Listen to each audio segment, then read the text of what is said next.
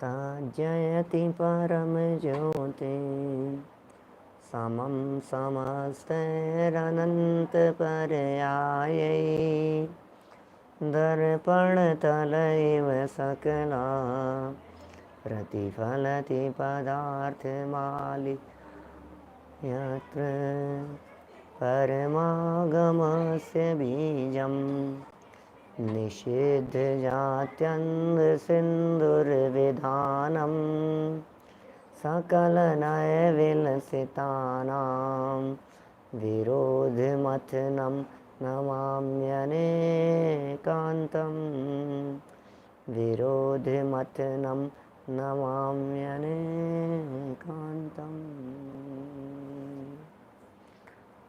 पुरुषार्थ सिद्धि उपाय नामक यह ग्रंथ आचार्य अमृतचंद्र स्वामी की अनुपम रचना। यहाँ परिग्रह परिमाण के संदर्भ में अपनी चर्चा चल रही थी। बहुत ही सुंदर और मार्मिक प्रकरण आज यहाँ संपन्नता की तरफ जा रहा है। परिग्रह का सच्चा लक्षण आचार्य देव ने यहाँ बतलाया था कि मूर्छा को परिग्रह कहते हैं, ममत्व परिणाम को परिग्रह कहते हैं, तन्मयता को परिग्रह कहते हैं, अपनेपन को परिग्रह कहते हैं। जहाँ जहाँ तक हमारा अपनापन दौड़ता है वहाँ वहाँ तक परिग्रह चला जाता है। कितनी दूरी तक हमारा परिग्रह वर्तता है, जितनी दूरी तक हमारा अपनापन दौड़ता है। कहाँ कहाँ अपनापन मान रखा है, चाहे वो अपनापन अच्छी चीज़ों में हो या अपनापन बुरी चीज़ों में हो। भाई साहब, हमारे मित्र तो हमारे परिग्रह हैं ही, हमारे शत्रु भी हमारे परिग्रह हैं। आपको जान करके आश्चर्य होगा कि पंडित जी कैसी बातें कर रहे हो आप। मित्र भी परिग्रह और शत्रु भी परिग्रह की? हाँ जी, बिल्कुल बिल्कुल ऐसा ही है। मित्र के साथ साथ में शत्रुओं को भी परिग्रह कहा गया है। शत्रु किसके? मेरा शत्रु है, मेरा शत्रु है, मेरा मेरा मेरा। ये जो मेरापन उस शत्रु के साथ में वर्तता है, ये आपका परिग्रह है।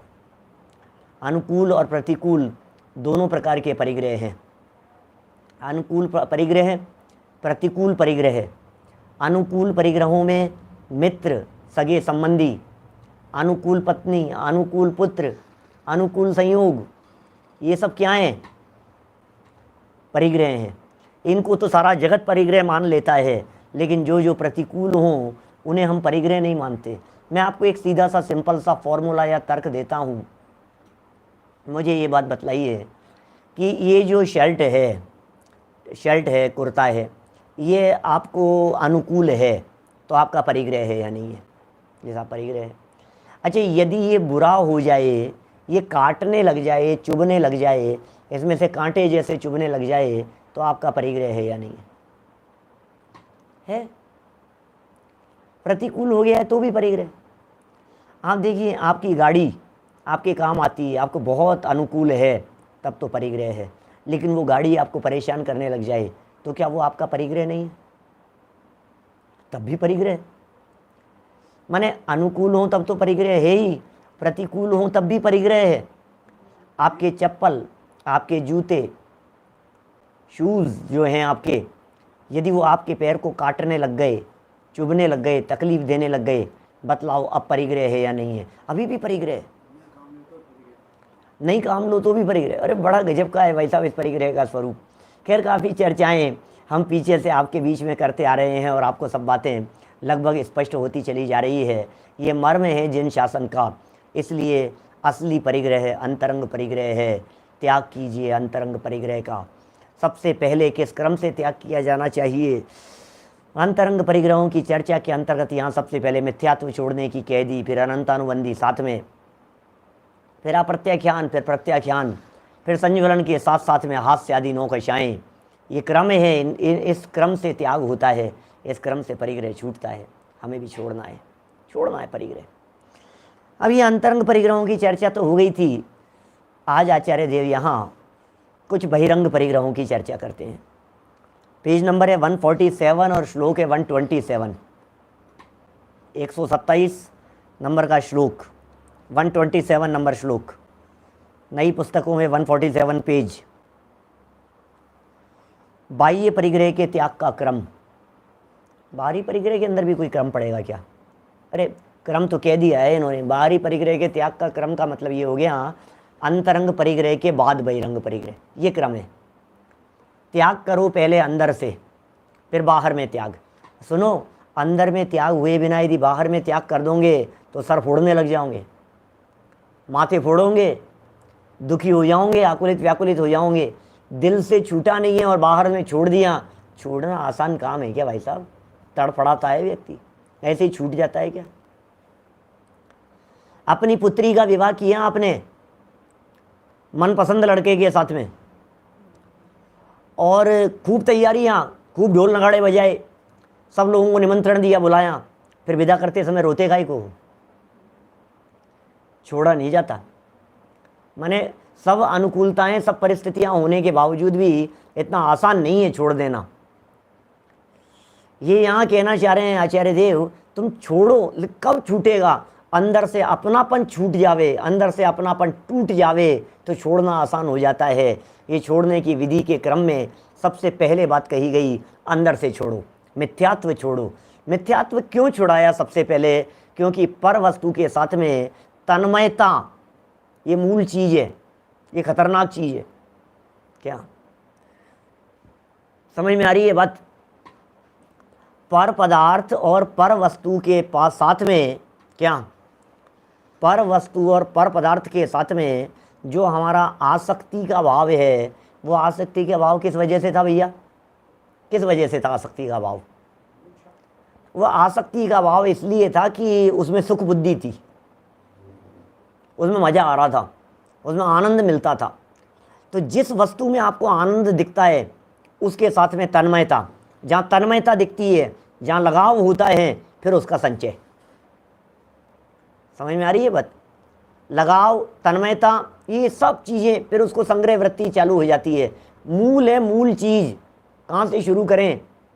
शुरू कीजिए आप मिथ्यात्व के त्याग से। त्याग करो मिथ्यात्व का, उल्टी मान्यता ही टूट गई, अब क्या लेना देना है? पर में सुख बुद्धि टूट गई, अब क्या लेना देना है? बोलो। जब हमारे दिल से ये बात निकल गई, जब हमारे दिलो दिमाग से ये बात निकल गई कि पर में सुख बुद्धि है, अब क्या होगा? जब विषय में सुख बुद्धि नहीं है, जब पर पदार्थ में आनंद नहीं है, जब उसमें मज़ा नहीं है, जब पैसा सुखी करने में समर्थ नहीं है, जब संपत्ति धन दौलत मेरे को आनंद मग्न करने में समर्थ नहीं हो सकता है, ये बात हमने समझ ली है। अब बताओ जरा, अब ये मिथ्यात्व चले जाने के बाद में उस परिग्रह का क्या होगा? अरे है तो है, जब तक है तब तक रहेगा, कोई बात नहीं, क्या फ़र्क पड़ता है, रह जाएगा, छूट जाएगा, जो होना हो तो होवे।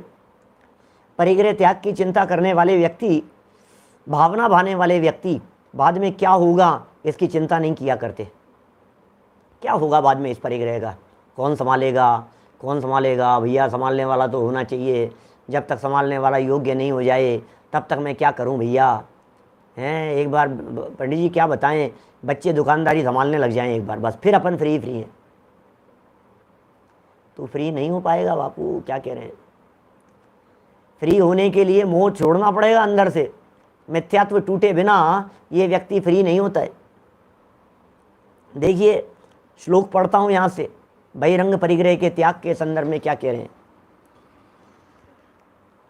बहिरंगादपि संगात यस्मात् प्रभवत्य संयमोनुचित है, परिवर्जयेद शेषम तम चित्तम वा सचेतम वा। क्या कह रहे हैं? वा तम, तथा उस बाह्य परिग्रह को, अचित्तम वा सचित्तम, भले ही वह अचेतन हो या सचेतन हो। आपको ध्यान होगा, भूल थोड़ी ना गए आप, अभी थोड़े दिन पहले ही तो चली थी चर्चा इसी प्रसंग में। तो अंतरंग परिग्रह के कितने भेद बतलाए? 14। अंतरंग परिग्रह कितने प्रकार का? बोले 14 प्रकार का। बहिरंग परिग्रह कितने प्रकार का? 10। 10 नहीं, पुरुषार्थ सिद्धि उपाय से पूछ रहा हूँ, इसमें तो 10 बताए नहीं इन्होंने, 2 बताए थे बहिरंग परिग्रह, भूल गए आप लोग हैं? 10 नहीं बतलाए थे, सब 10-10 बोल रहे हैं, सब पहले के पढ़े लिखे हैं सब। क्या पुराने पढ़े लिखे हैं आप, इसलिए बोल रहे हैं। इन्होंने तो यहाँ 2 ही बताए थे, एक चेतन परिग्रह और एक अचेतन परिग्रह।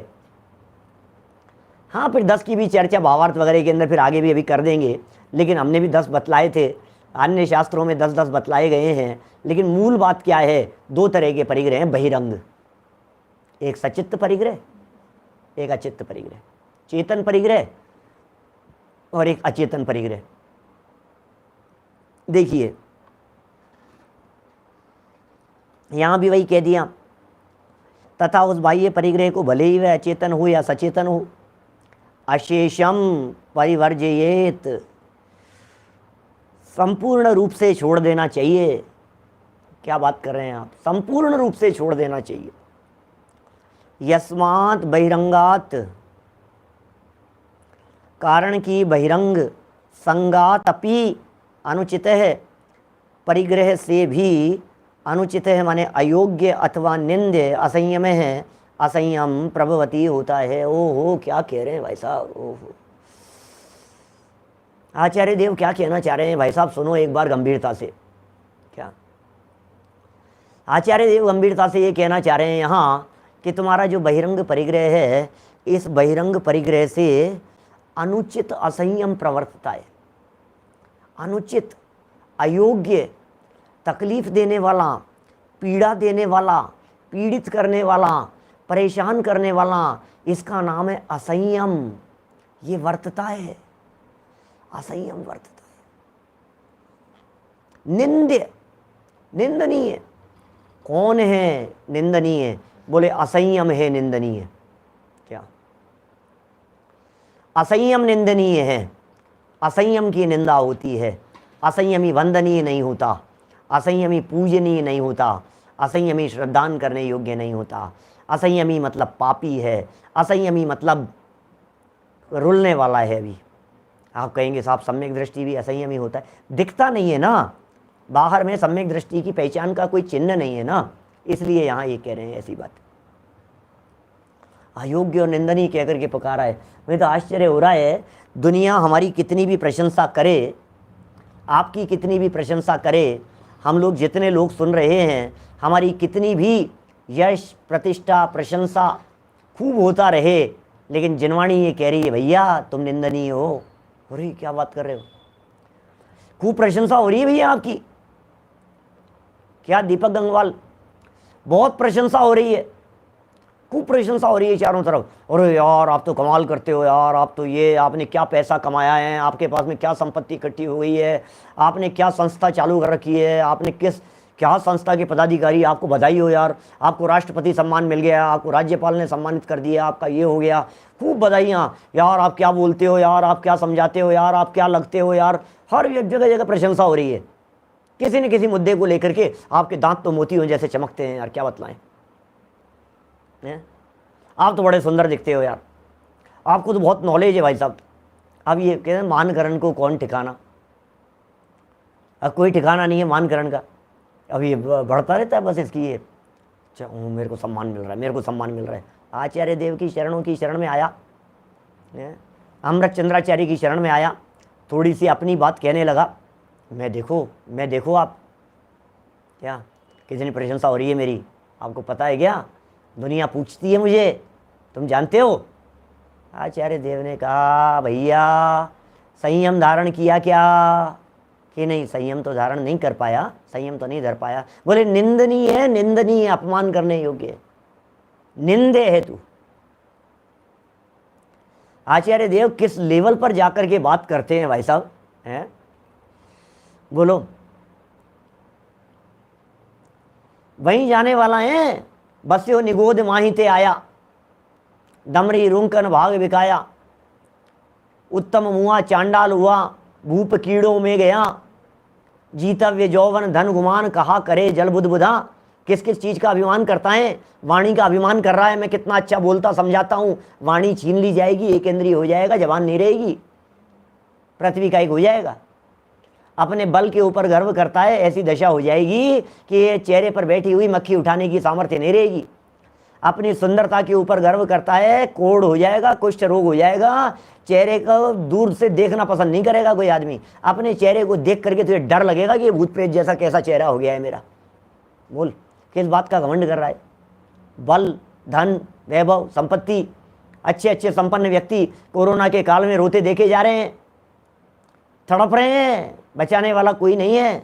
बोलो, अंत समय में बेटा लाश को आग लगाने के लिए नहीं आया, आ नहीं सका।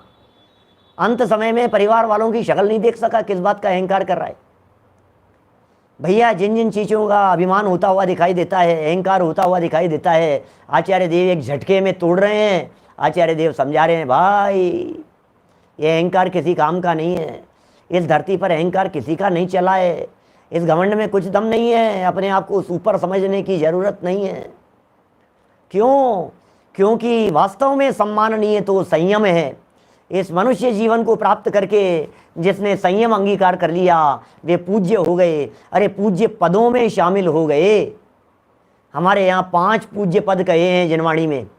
अरिहंत, सिद्ध, आचार्य, उपाध्याय, साधु, ये 5 परमेष्ठी पूज्य हैं। इन पूज्य पदों में शामिल हो जाते हैं कौन? जो संयम अंगीकार करते हैं। असंयमी ना वंद्य है। असंयमी की वंदना नहीं होती है। असंयमी की वंदना, देखो संयम यदि पूजनीय होता है तो असंयम निंदनीय होता है। संयम की यदि पूजा होती है, असंयमी की निंदा होती है। शर्मसार हो जाता है असंयमी। संयम नहीं है। संयम नहीं है माने कंट्रोल नहीं है। संयम नहीं है माने बिना ब्रेक की गाड़ी के समान है। ब्रेक नहीं है तेरी गाड़ी में, विनाश होगा तेरा। अवश्यम भावी है विनाश। ये सिखा रहे हैं। क्या गजब शब्द देते हैं। कहाँ कहाँ से चुन चुन करके लेकर के आते हैं आचार्य देव। सुन सुन करके और पढ़ पढ़ करके हमारे को तो चित्त इतना प्रमुदित होता है। आचार्य देव निंदनीय कह रहे हैं असंयमी को। अब बोलो आप, ये जीवन क्या निंदनीय अवस्था में बिताना है कि संयम की भावना भाते हो? भावना तो भाव, संयम की भावना भाव भैया। ये मनुष्य जीवन संयम के लिए मिला है, आराधना के लिए मिला है क्या? बोलो बोलो कौन है भाई साहब? संयम 5 परमेष्ठियों में शामिल होने के लिए कह रहे हैं। 3 लोक के उत्कृष्टतम जीव, इंद्र, सौधर्म इंद्र जैसे, चक्रवर्ती सम्राट जैसे चरणों में आकर के मुकुट धरते हैं। इन्हें कहते हैं प्रशंसनीय। ये काम किया प्रशंसनीय। 2-5 करोड़ कमा लिया, 100-200 500 करोड़ इकट्ठे कर लिए। कौन सा प्रशंसनीय काम कर लिया तुमने? कौन सा क्या क्या हो गया ये? और इसमें तुम्हारी चलती कहाँ है? बोलो, इसमें अपनी चलती कहाँ है चावड़ा जी साहब? बताओ। खूब इकट्ठे कर लिए हमने, खूब इकट्ठे कर लिए हमने। एक झटका लगा और चलो आ जाओ, क्वारंटाइन हो जाओ, आ जाओ तुम। अस्पताल में जगह नहीं है तुम्हारे, यहाँ बेड लगा दिए तुम्हारे लिए। घर नहीं जा सकते हो, घर वाले नहीं मिल नहीं सकते, तुम्हारे बच्चे नहीं मिल सकते, बच्चियाँ नहीं मिल सकती, बहुएं आ नहीं सकती, पोते पोतियों की शक्ल नहीं देख सकते। चलो तुम, छुट्टी हो गई तुम्हारी। अब किसकी कहाँ चले बतलाओ? इस वस्तु स्वरूप के आगे किसकी चलती है? किसी की नहीं चल रही है। तो भैया प्रशंसनीय है क्या? संयम। और संयम के लिए पहले क्या बात कह दी इन्होंने? संयम के लिए मिथ्यात्व अनंतानुबंधी का पहले त्याग करना, फिर अप्रत्याख्यानावरण का त्याग करना, फिर प्रत्याख्यानावरण छूटेगी, उसके बाद बहिरंग त्याग की चर्चा कर रहे हैं। बहिरंग त्याग कहाँ से आया? ये जो बहिरंग त्याग है, इसका क्रम कब आया है? जब तूने मिथ्यात्व अनंतानुबंधी आदि छूट गया। अब ये उल्टा चलता है, पंडित जी मैंने इतना तो छोड़ दिया, पंडित जी मैंने इतना तो छोड़ दिया। भैया मिथ्यात्व छूटा क्या? मिथ्यात्व छूटता रहेगा। मिथ्यात्व में क्या है? पहले कपड़े तो छोड़ दें। अरे भैया मुनिव्रत धारे अनंत बार ग्रह व्यक उपजायो। क्या पे निज आत्म ज्ञान बिना सुख लेश न पायो। अनंत बार छोड़ा है, अनंत बार छोड़ा है। क्या त्याज्य है ये सब? त्याज्य है। अरे अभी त्याग की चर्चा करने वाले हैं। आगे त्याग को समझाने वाले हैं। क्या होता है त्याग? उस त्याग को समझाएंगे। किसका त्याग? किस में होता है त्याग? किस चीज का किया त्याग? पर वस्तु का ग्रहण त्याग करने की योग्यता नहीं होती है। त्यागोपादान बतला रहे हैं यहाँ पे। त्याग धर्म है, त्याग वस्तु का स्वभाव है, त्याग वस्तु स्वरूप है। त्याग में वस्तु स्वरूप छिपा हुआ है।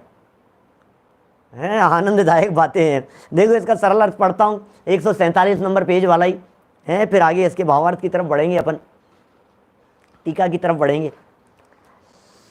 तथा उस बाह्य परिग्रह को भले ही वह अचेतन हो, बाह्य परिग्रह भले ही अचेतन हो या सचेतन हो। ओहो, घर छोड़ दिया, परिवार छोड़ दिया, परिवार भी, पत्नी पुत्र सब, धन समाज गजबाज राज तो काज न आवे, ज्ञान आपको रूप भय फिर अचल रहावे। तास ज्ञान को कारण स्वपर विवेक बखानो, कोटि उपाय बनाए भव्यता को उरानो। क्या पांड्या जी साहब, गजब की बातें हैं भाई साहब, छेड़ाला की हैं, गजब गजब की लाइनें हैं। धन समाज गज बाज राज, कुछ काम नहीं आएगा, कुछ काम नहीं आएगा। क्या चल दिया छोड़ घर बार कुटुंब परिवार, बोलो क्या क्या काम आया, क्या काम आया? एक झटका लग गया, क्या काम आया? आज कितने समाज के प्रतिष्ठित लोग, आए दिन खबरें आ रही है, एक एक दिन में 4-4 परिचित ऐसे प्रसिद्ध व्यक्ति देह छोड़ करके विदा हो रहे हैं समाज से। ये हो क्या रहा है? खबरें मिल रही हैं हमारे को, सब तरफ, सबके पास में सब तरफ की खबरें हैं। क्या हो रहा है? आज ये चले गए, आज ये चले गए, आज ये चले गए। क्या हुआ? खूब नाम कमाया था, खूब नाम कमाया था, साथ में क्या ले गए? कितना नाम ले गए बतलाओ? वो नाम अपने साथ जाएगा क्या? अरे नाम साथ नहीं जाएगा, काम साथ जाएगा। नाम के चक्कर में मत उलझो, काम करो, और काम का भी कर्तृत्व का वजन माथे पर मत रखो। जो परिणाम अंदर में है वे परिणाम साथ में जाएंगे। हमारे ज्ञानचंद जी पंडित जी साहब बाबूजी कहा करते थे, कौन कहता है कि साथ में नहीं जाता है? प्रमोद जी भाई साहब, बाबूजी की बातें याद आती है? कौन कहता है कि साथ में नहीं जाता है? कुछ भी जाता है साथ में। अरे पंडित जी, हमने तो ये सुना है सब यहीं छूट जाता है, हमने तो ये सुना है सब यहीं छूट जाता है, कुछ भी साथ नहीं जाएगा, कुछ भी साथ नहीं जाएगा। भैया सब साथ जाएगा। जितना तुमने काला पीला किया है ये सब साथ में जाएगा। बोलो, ये तुम्हारा सारा काला पीला किया हुआ सब चीजें कर्म बंद करके तुम्हारे साथ में जाएगी, और तुम्हें भुगतना पड़ेगा, हमें भुगतना पड़ेगा। हर चीज जाती है साथ में। इसलिए हम इस धोखे में रह जाएं, अरे क्या फर्क पड़ गया, क्या फर्क पड़ गया, कुछ भी नहीं जाता है, कुछ भी नहीं जाता है। ये कह रहे हैं भैया, अचेतन हो या सचेतन, सारे परिग्रह का करो त्याग। और परिग्रह के त्याग के पहले बतलाया था क्रम। पहले छोड़ो मिथ्यात्व। मिथ्यात्व माने इसमें सुख नहीं है। जब पर वस्तु में सुख नहीं है, ये बात अंदर में धारणा के स्तर पर बैठ गई कि पर में सुख नहीं है, अब छोड़ने में दिक्कत नहीं होती। बोलो बोलो, ख्याल में आ रही है बात? सही कह रहे हैं संजय जी, पूरे समाज की शान थे वे, जैन रत्न थे। भाई साहब, हम क्या कह रहे हैं आपसे सुनो, बड़ी गंभीर बातें हैं ये, बातें बड़ी विचित्र है, ये बातों में बड़ा दम है। आपने यदि एक बार मिथ्यात्व का त्याग कर दिया और आपने ये समझ लिया कि इस चीज में सुख नहीं है, अब ये चीज आपके समझ में आ गई बराबर। अब इस चीज में सुख नहीं है, इसका मतलब ये श्रद्धा का मतलब है मिथ्यात्व का त्याग हो गया। इस मान्यता का मतलब है मिथ्यात्व का त्याग हो गया। अब इस मिथ्यात्व का त्याग जिस व्यक्ति के जीवन में हो गया कि इसमें सुख नहीं है, अब जावे चला चाहे जहां पर परिग्रह मेरा नहीं। अब कोई झगड़ा नहीं, अब कोई तकलीफ ही नहीं है। बोलो, जब आपको ये पता लग गया ये मेरा नहीं है, जब आपको ये पता लग गया इस वस्तु के अंदर रंच मात्र भी सुख नहीं है, अब कौन किसको तकलीफ देवे? सारे तकलीफ की जड़ तो मिथ्यात्व थी, वो चला गया, हमने उसको निकाल फेंका। बोलो कि नहीं साहब फिर भी तकलीफ हो रही है। ये होता है ना, फोड़ा हो जाता है, कुछ तकलीफ हो जाती है, कैंसर की गांठ होती है, और एकदम वो गांठ थी, कैंसर की गांठ थी, डॉक्टर ने ऑपरेशन किया और ऑपरेशन करके उस गांठ को निकाल फेंका। अब ये रोता है और दर्द हो रहा है, दर्द हो रहा है। तो अब दर्द की चिंता मत कर, अब दर्द की परवाह मत कर। जो असली चीज थी ना, दर्द वाली, जो तकलीफ देने वाली थी, वो निकल गई कि नहीं अभी भी ये घाव है, अभी ये सही नहीं हो रहा है, अभी आपने चीरा लगा रखा है, अभी इस पे ड्रेसिंग हो रही है। बोले ये सब तो ऊपरी ऊपरी चीजें हैं। असली जो चीज थी अंदर का कैंसर, वो गांठ जो कैंसर की थी, वो निकल गई। ये मिथ्यात्व और अनंतानुबंधी के चले जाने के बाद में वो जो मिथ्यात्व वाली जो कैंसर की गांठ थी वो निकल गई। अब वो मिथ्यात्व वाली कैंसर की गांठ निकल गई। अब बोले ये जो संपत्ति है, बोले ठीक है, अब धीरे धीरे जाती जाएगी, खत्म हो जाएगी अभी अब परवाह करने की ज़्यादा ज़रूरत नहीं है। तो अचेतन और सचेतन हो, संपूर्ण रूप से छोड़ देना चाहिए, कारण कि बहिरंग परिग्रह से, ओहो क्या कह रहे हैं भाई साहब, लाइन बड़ी गजब की दिखती है। बहिरंग परिग्रह से भी अयोग्य, बहिरंग परिग्रह से भी क्या होता है, बहिरंग परिग्रह से भी अयोग्य अथवा निंद्य असंयम होता है। निंद्य असंयम होता है किससे, बहिरंग परिग्रह से। बाहरी परिग्रह से असंयम होगा, बाहरी परिग्रह से निंदनीय असंयम होगा, बाहरी परिग्रह से अयोग्य असंयम उत्पन्न होता है। इसलिए बाहरी परिग्रह का भी त्याग कर देना चाहिए। त्याग करो बाहरी परिग्रह का भी। अरे साहब हम तो पहले ही जानते थे, कई लोग, बहुत सारे लोग जिन्होंने ये लॉकडाउन में सुनना शुरू किया, पहली बार सुन रहे हैं, ऐसा भी सोच सकते हैं बस इसीलिए तो नहीं सुनते थे हम। हमें मालूम है हमारी सारी दुकानदारी चौपट कराएंगे, हमें मालूम है बाबा जी बना देंगे, हमें मालूम है घर गृहस्थी छूट जाएगी, हमें मालूम है दीक्षा दिला देंगे, संयम करा देंगे, हमें पता है, ये हम जानते हैं इन लोगों के, पंडितों के काम इसी तरह के हैं। इसलिए तो हम आज तक सुनते नहीं थे,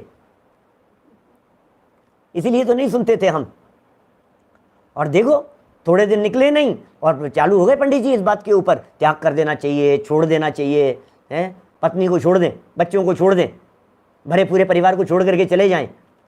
इतना पैसा कमाया है हमने, इतना इकट्ठा किया है, दिन रात एक किए हैं हमने, हमारी ज़िंदगी के 40 साल जिस संपत्ति को बनाने में, इकट्ठा करने में लगाए हैं, ऐसे ही छोड़ के चले जाएं। बोलो क्या करें, बोलो यार, इस व्यक्ति की सोच को क्या करें। इसे ऐसे लगता है ये तो हमारा सब छुड़वाओगे भाई साहब, अब क्या करें, समझ में नहीं आ रहा है। बोलो देखो जरा 148 नंबर पेज पर, 148 नंबर पेज पर देखिए क्या कह रहे हैं। सबसे उच्च पद मिलेगा, क्या छुड़वा करके क्या दिला रहे हैं, तुझे पता नहीं है, तुझे अंदाजा नहीं है मिल क्या रहा है। आपको मालूम है जब आश्रव भाव, विकारी भाव, अशुद्ध भाव, इनके त्याग की प्रेरणा दी अमृत चंद्राचार्य देव ने, दुख रूप हैं, दुख के कारण हैं, ऐसा जब बतलाया 72वीं गाथा में, तो ये छोड़ने को तैयार थोड़ी ना था ये जीव, आसान बात थोड़ी ना थी।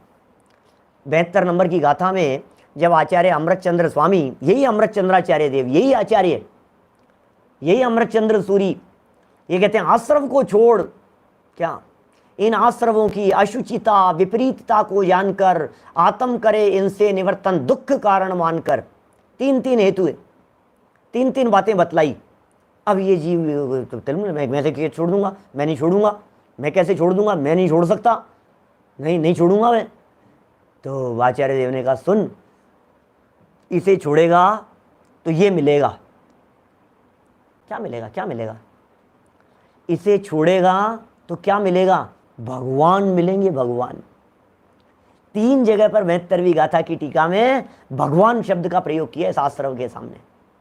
बोलो बच्चे से कोई चीज छुड़ाने के लिए क्या करते हैं, छोटे बच्चे से कोई चीज छुड़वानी हो तो क्या करते हैं, बोलो। 1.5 साल का बच्चा है, 1.5 साल का बच्चा है, 2 साल का बच्चा है, ले लिया आपका मोबाइल, दे नहीं रहा है, खूब कोशिश की, छोड़ दे, नहीं, रोना झीकना चालू कर दिया, हाथ से ऐसे भींच लिया, नहीं दे रहा हूँ। अब आपको क्या करना है, बोलो। अब उसे दिखाओ, ये ले बेटा, ये ले। अब ये इसको अपने आप छोड़ देता है, ये पकड़ लेता है। कितना सिंपल सा तरीका है। आपने उसको क्या दिखाया, आपने उसको अच्छी चीज दिखाई, अब ये अच्छी चीज दिखा करके पकड़ ली, ये छोड़ दिया, अपने आप छोड़ दिया। ये है भाई साहब गजब की बात, ये गजब की बात है, ऐसे छूटता है। ये आचार्य देव कह रहे दूसरी चीज दिखाओ इसको, आत्मा दिखाओ, आत्मा ज्ञायक दिखाओ इसको, अतीन्द्रिय आनंद दिखाओ इसको, सिद्ध समान सुख दिखाओ, आनंद के झरने झरेंगे अंदर में।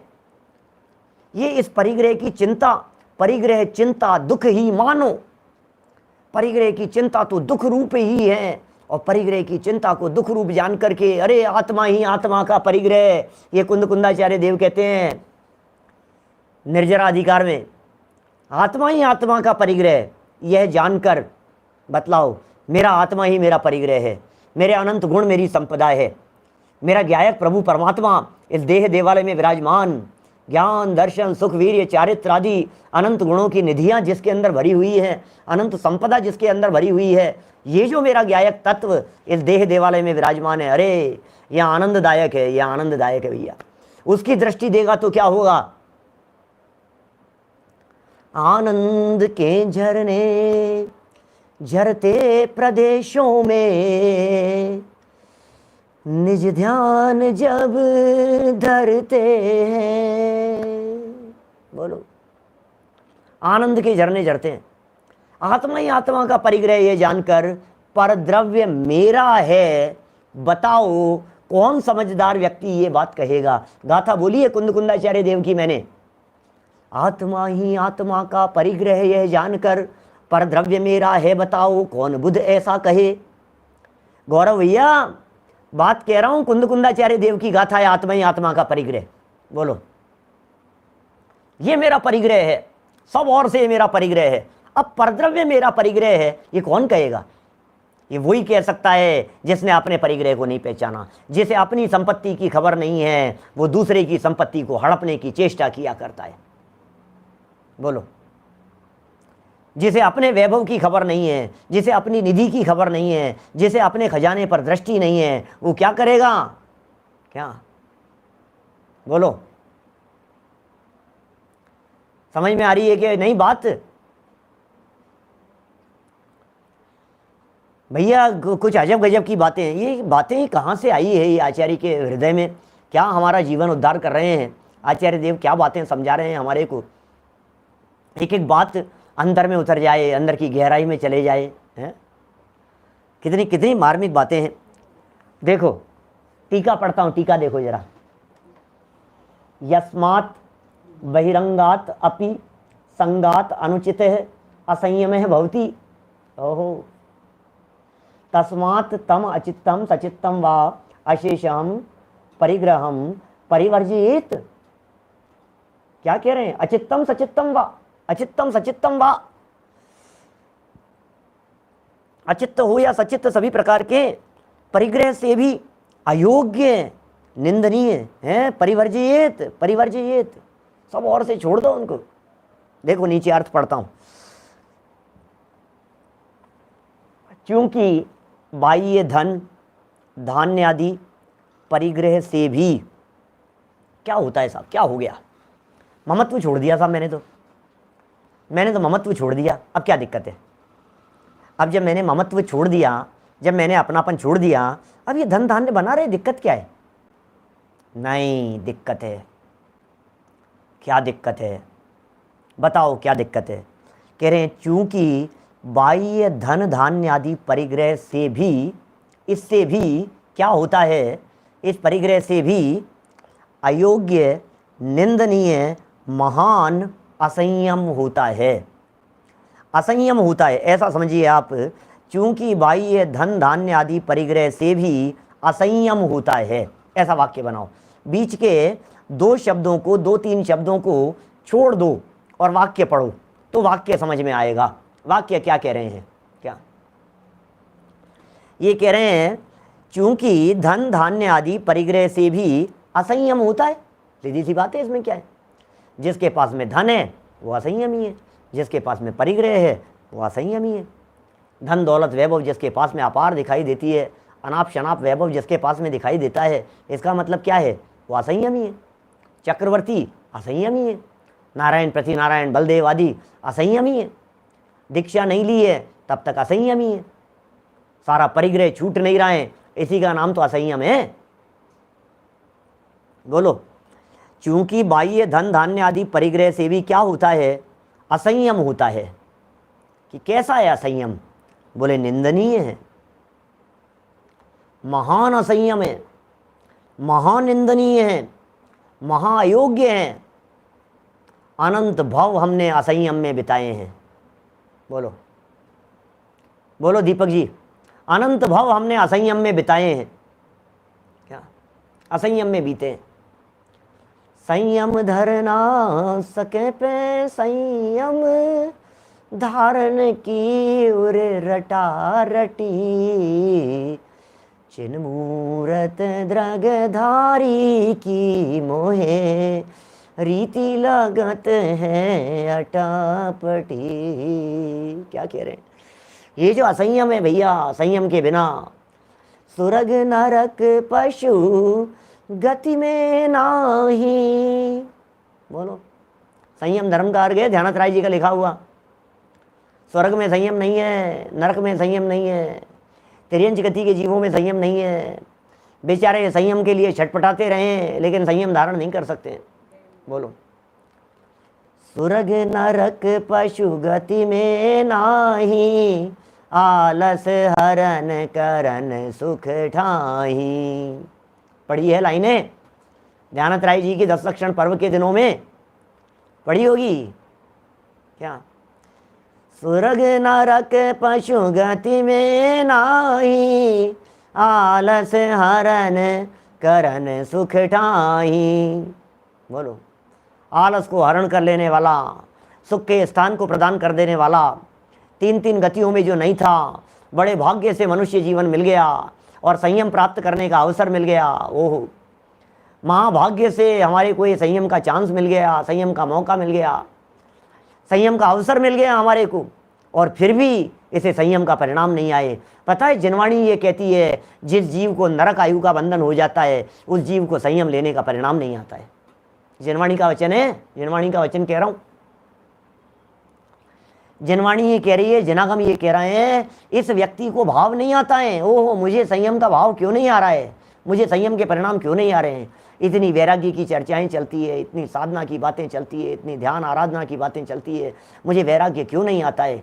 जिनवाणी ये कहती है कहीं ऐसा तो नहीं है कि नरक आयु बंध गई हो, क्यों नहीं भाव आता है।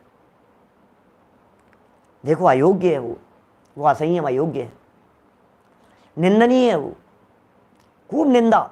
असंयमियों की निंदा करो। असंयम का मतलब है कीचड़ में फंसा है, असंयम का मतलब है दलदल में फंसा हुआ है, असंयम का मतलब है राग रंग में ही रचा पचा है, असंयम का मतलब है कि घर गृहस्थी विषय भोगों के अंदर इस तरह से रचा पचा हुआ है कि इसे आत्मा का अतीन्द्रिय आनंद सुहाता नहीं है, उसकी चर्चा सुहाती नहीं है, इसलिए निंदनीय कह करके पुकार रहे हैं, महान निंदनीय है। और देखो फिर आप संयम की महिमा, संयम धारण करने वालों के ऊपर ओहो देवलोग पुष्प वृष्टि करते हैं, जय जयकार करते हैं उनकी। देवलोग दौड़े चले आते हैं उनकी रक्षा के लिए, संयम की रक्षा के लिए, साधना करने वालों के लिए। क्या होता है काम, ऐसा संयम होता है। अर्थात अर्थात कह करके समझा रहे हैं इस प्रकरण को, अर्थात कह करके खोल रहे हैं। जब तक परिग्रह रहता है, परिग्रह जब तक बना रहता है तब तक संयम एवं चारित्र नहीं हो सकता। ओहो, संयम नहीं हो सकता, चारित्र नहीं हो सकता। परिग्रह के सद्भाव में क्या, परिग्रह के सद्भाव में चारित्र नहीं होता। देखो इस असंयम को मैं यदि उससे जोड़ूं ना, नरक के आश्रम से, बहुआरंभ परिग्रह तम नारकस्य आयुष्य, बहुत आरंभ बहुत परिग्रह, बहुत आरंभ बहुत परिग्रह। क्या अब ये बहुत आरंभ परिग्रह जोड़ने का परिणाम, इसका मतलब संयम का भाव नहीं आ रहा है। जोड़ने जोड़ने में लगा है आसक्ति, तन्मयता बढ़ती जा रही है, अब छोड़ने में नहीं लग रहा है। अरे साहब पंडित जी आज तो आपने खूब कही, एक काम करता हूँ मैं प्लान बनाता हूँ, अभी मेरी उम्र जब 55 साल हो गई है, 60 साल की उम्र में दीक्षा ले लूँगा। पंडित जी 70 साल का हो गया हूँ, 75 साल की उम्र में दीक्षा ले लूँगा मैं, 72 की में 3 साल और बस, फिर दीक्षा ले लूँगा मैं। सोच लिया छोड़ने के लिए, आपने इतनी प्रेरणा दी है, आज ही संकल्प ले लेता हूँ। भैया पहले मिथ्यात्व का त्याग कर, भैया पहले खोटी श्रद्धा का त्याग कर, भैया पहले अनंतानुबंधी छूटना चाहिए। मैं नहीं कह रहा हूँ भैया, मैं नहीं कह रहा हूँ, अमृत चंद्राचार्य देव ने क्रम बतलाया है। अमृत चंद्राचार्य देव कह रहे हैं इस क्रम से चलना भैया, ये रास्ता है, ये सीधा सीधा रास्ता है। गलती से गलत रास्ता पकड़ लेगा तो उल्टा फंस जाएगा रास्ते में। सीधा सीधा रास्ता जो बतलाया है उस रास्ते के अनुसार चलो। रास्ता बतलाया है वीतरागी संतों ने। इस संयम है तब तक, जब तक परिग्रह रहता है तब तक संयम एवं चारित्र नहीं हो सकता है। इसलिए वह बाह्य परिग्रह है, भले ही अजीव हो या सजीव हो। भेद मत डालो अजीव और सजीव का, अजीव और सजीव का भेद मत डालो, अचेतन और सचेतन परिग्रह का भेद मत डालो। भले ही अजीव हो या सजीव हो, दोनों ही प्रकार का परिग्रह त्याग करने योग्य है, दोनों प्रकार का परिग्रह छोड़ देने योग्य है। अचेतन परिग्रह भी, सचेतन परिग्रह भी। ये क्रम में बहिरंग का नंबर बाद में लिया, पहले अंतरंग का नंबर लिया। क्या ख्याल में आ रही है बात? देखिए नीचे पढ़ करके पूरी करेंगे अपन इस बात को, अपनी जो ये चर्चा है। दोनों प्रकार के परिग्रह के त्याग करने का मतलब, एक तो अंतरंग बहिरंग समझ लो, और बहिरंग में फिर दोनों समझ लो। बहिरंग में भी सचेतन और अचेतन दोनों प्रकार के परिग्रहों को समझ लो, ठीक है ना। भावार्थ इसी पेज पर 148 नंबर पेज पर। बाह्य परिग्रह में संसार के सभी पदार्थ आ जाते हैं। बाह्य परिग्रह में क्या छूट गया? बाहरी परिग्रह के अंदर इसके क्या क्या बातें आएगी, क्या क्या बातें शामिल होगी बाहरी परिग्रह में? बोलो। धन बाहरी परिग्रह, कपड़े लत्ते क्षेत्र वास्तु सब कुछ। बताओ तो सही कौन सी ऐसी चीज़ है जो बाहरी परिग्रह में नहीं है? ये कह रहे हैं यहाँ लगभग प्राय सब आ गए, सब ही आ गए। प्राय इन्होंने बोलचाल की भाषा में कह दिया होगा, लेकिन कहना चाह रहे हैं सब आ गए हैं भैया, बाहरी परिग्रह के अंदर सब आ गए हैं। बाह्य परिग्रह में संसार के सभी पदार्थ प्रायः आ जाते हैं। इसलिए बाह्य परिग्रह के सजीव और अजीव ऐसे दो भेद किए हैं। क्या? इस बाहरी परिग्रह के अजीव माने अचेतन और सचेतन, ये दो भेद किए हैं आचार्य देव ने, क्योंकि सब शामिल हो गए कि साहब ये अचेतन और सचेतन क्या है। यद्यपि पहले समझाए जा चुके हैं, फिर भी आचार्य देव को लगता है ना बात पक्की होती रहनी चाहिए, बार बार चर्चा चलनी चाहिए। चोट पड़ती है, याद होता है, पान सड़े घोड़ा अड़े विद्या बिसर जाए, जगरे पर बाटी जले चेला कौन उपाय। फेरा नहीं, रिपीट नहीं हुआ तो रिपीट भी होते रहना चाहिए। इन्होंने यहाँ बतला दिया रुपया, पैसा, खेती आदि अजीब परिग्रह हैं। अब अजीब परिग्रह ज़्यादा समझाने की ज़रूरत नहीं है। आज के ज़माने में मोबाइल, लैपटॉप हैं, गाड़ी, बंगला, ये सब चीज़ें अचेतन परिग्रह है, अजीब परिग्रह के अंतर्गत आता है। और हाथी, घोड़ा, बैल, अब ये तो गोधन कहलाता था ये किसी ज़माने में, आज भी है लोगों के पास में, गाँवों में है, शहरों में भी है बहुत जगह पर, लेकिन तो भी कम दिखाई देता है। धन का मतलब हम तो वही समझते हैं, बस ये है धन, ये धन, ये गाय भैंस धन है, वो चेतन परिग्रह है। हाथी, घोड़ा, बैल, और इतना ही नहीं, नौकर चाकर आदि सजीव परिग्रह हैं। आदि में क्या लगाना? नौकर चाकर के साथ में पत्नी, बच्चे, माता पिता। क्या बात कर रहे हो साहब, माता पिता को भी परिग्रह कह रहे हो? शर्म नहीं आती पंडित जी आपको? माँ बाप भी कोई परिग्रह होते हैं क्या? बाल बच्चे भी कोई परिग्रह होते हैं क्या? भैया चेतन परिग्रह है। क्या? अरे चक्रवर्ती के तो रत्नों में शामिल किया उसकी पत्नी को, बताया था मैंने एक दिन। चक्रवर्ती की पटरानी उसका रत्न है। अभी यहाँ क्यों नहीं लिख दिया? इसलिए नहीं लिख दिया, घर में झगड़े थोड़ी ना कराने। इसमें तो बात जो है जैसी कि नौकर चाकर समझ लो बस तुम, तो कोई बात नहीं। अब आदि लगा लिया, समझदार आदमी समझ लेता है, ना समझ आदमी को समझाने की जरूरत नहीं है ज़्यादा। तो ये सजीव परिग्रह है, एक अजीव परिग्रह हो गया, एक सजीव परिग्रह हो गया। तो इनका भी एक देश और सर्वदेश त्याग होता है। त्याग भी दो तरह से होता है, आपको ध्यान होगा पीछे से जब से प्रकरण 5 प्रकार के इन पापों के त्याग संबंधी, अणुव्रतों संबंधी चल रहा है।